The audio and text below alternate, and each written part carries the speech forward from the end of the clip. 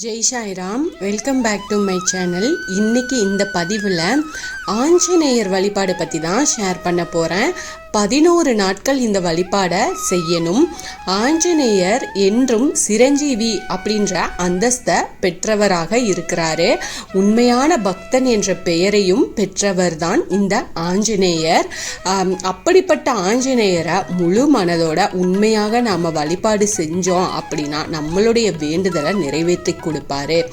அதுலேயும் ஸ்ரீராம ஜெயம் அப்படின்னு சொன்னாலே ஆஞ்சநேயரின் அருள் நமக்கு பரிபூரணமாக கிடைச்சிடும். அப்படிப்பட்ட ஆஞ்சநேயருக்கு நிறைய விதமான வழிபாட்டு முறைகள் இருந்தாலும் இந்த 11 நாட்கள் மட்டும் அவரை நினைச்சு நாம செய்யக்கூடிய ஒரு வழிபாடு நம்முடைய வேண்டுதலை நிறைவேற்றும். அப்படிப்பட்ட வழிபாடை பத்தி நம்ம இந்த பதிவுல பார்க்கலாம். இந்த பதிவை முழுசா ஸ்கிப் பண்ணாம பாருங்க, நிச்சயமா உங்களுக்கு பயனுள்ள பதிவாக இருக்கும். அதுக்கு முன்னாடி என்னோட சேனலுக்கு தொடர்ந்து சப்போர்ட் பண்ணுங்க, லைக் பண்ணுங்க, ஷேர் பண்ணுங்க, கமெண்ட் பண்ணுங்க, மறக்காம சப்ஸ்கிரைப் பண்ணுங்க, பெல் ஐகானை கிளிக் பண்ணுங்க. ஒரு காரியம் நடக்கணும் அப்படின்னா அதுல எந்தவித தடையும் நமக்கு வரக்கூடாது. அதையும் மீறி தடைகள் வந்தாலும் அந்த தடைகள் உடனே தவிடுபொடி ஆகணும் அப்படின்னு நினைக்கின்ற பட்சத்தில் ஆஞ்சநேயரை நாம் வழிபாடு செய்யலாம். ஆஞ்சநேயரை செந்தூரம் சாற்றி வழிபாடு செய்கிறது, வெற்றிலை மாலை சாற்றி வழிபாடு செய்கிறது, வெண்ணெய் சாற்றி வழிபாடு செய்கிறது, அதுக்கப்புறமா வடை மாலை சாற்றி வழிபாடு செய்கிறது அப்படின்னு நிறைய விதமான வழிபாட்டு முறைகள் இருக்கு.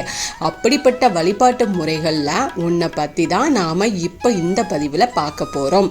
இந்த வழிபாடை பார்த்தீங்கன்னா செவ்வாய்க்கிழமை அன்னைக்கு ஆரம்பிச்சு தொடர்ச்சியாக 11 நாட்கள் செய்யணும். செவ்வாய்க்கிழமை நாம இந்த வழிபாடை செய்ய ஆரம்பிச்சோம் அப்படின்னா அடுத்த வாரம் வெள்ளிக்கிழமை 11 நாட்கள் பூர்த்தியடையும். 12வது நாளான சனிக்கிழமை அன்னைக்கு மட்டும் ஆஞ்சநேயர் கோவிலுக்கு போனால் போதுமானது. மற்ற நாட்களில் நம்ம வீட்டில் இருந்தே நம்ம ஆஞ்சநேயரை வழிபாடு செஞ்சுக்கலாம். எங்கள் வீட்டில் ஆஞ்சநேயரின் படம் எதுவுமே இல்லை. அவரை வீட்டில் வச்சு நாங்கள் வழிபாடு செய்கிற பழக்கம் அந்த இதெல்லாம் எதுவுமே எங்களுக்கு இல்லை அப்படின்னு நினைக்கிறவங்க கூட இந்த வழிபாட்டை முழு மனதோட செய்யலாம். இந்த வழிபாட்டுக்கு நமக்கு ஒரே ஒரு நெய் தீபமும் ஒரே ஒரு வெற்றிலையும் இருந்தா போதுமானது. தினமும் ஒரு வெற்றிலை அப்படின்ற விதத்தில் 11 நாட்கள் 11 வெற்றிலை நாம் வச்சுக்கணும். தினமும் புதிதாக நெய் ஊற்றி பஞ்சுத்திரி போட்டு தீபம் ஏற்றணும். அதே விளக்கை நாம் பயன்படுத்திக்கலாம். வீட்டில் ஆஞ்சநேயரின் படம் சிலை இருக்கும் பட்சத்தில் அவருக்கு தினமும் சந்தனம் குங்குமம் பொட்டு வச்சு மலர்களால் அலங்காரம் செஞ்சுக்கலாம், துளசி சாத்திக்கலாம். அவருக்கு முன்னாடி ஒரு நெய் தீபத்தை ஏற்றி வச்சு நெய்வேத்தியமாக கற்கண்டு, நாட்டு சக்கரை, வெள்ளை சக்கரை இது போல ஏதாவது ஒரு இனிப்பை வச்சுட்டு இந்த வழிபாட்டை செஞ்சா போதுமானது. சிலை படம் இல்லாதவங்க அவரை மனதார நினைச்சு நெய் தீபம் ஏற்றி வச்சு இந்த இனிப்பை நெய்வேத்தியமாக வச்சு இந்த வழிபாட்டை தாராளமாக செய்யலாம். இந்த வழிபாட்டுக்கு ஒரு வெற்றிலை வேணும் அப்படின்னு சொல்லியிருக்கிறோம் இல்லையா. இந்த கிளியாத நல்ல நிலையில் நல்ல பச்சை பசேல்னு இருக்கக்கூடிய ஒரு வெற்றிலையை எடுத்துக்கோங்க.